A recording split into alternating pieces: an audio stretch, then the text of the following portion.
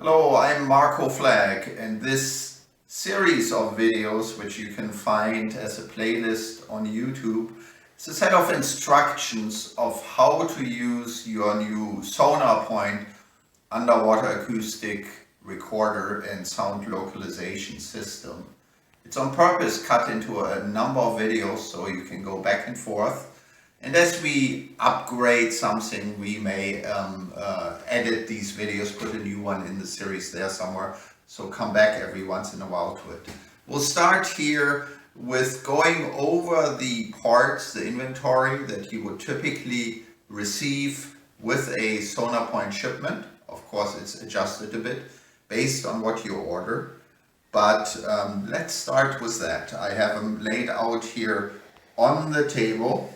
And of course, the centerpiece is the recorder itself. And you will see in the next video some details about the recorder.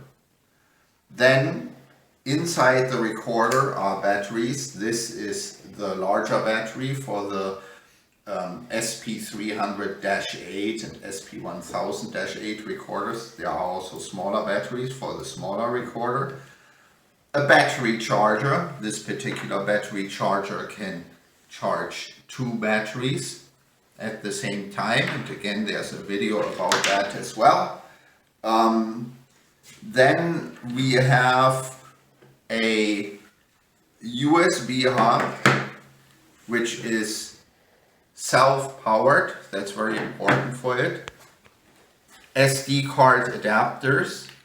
SD cards themselves are installed in your recorder. A magnet to operate the magnetic switch on the SonarPoint recorders here. Again, you will see that in a different video. And finally, a basic Allen wrench to open the housing and close it. Some O-ring grease, an O-ring removal tool, and finally we also always include a computer with all the software already pre-installed. So that's one thing to watch out for. All the components that you get, they have been tested together.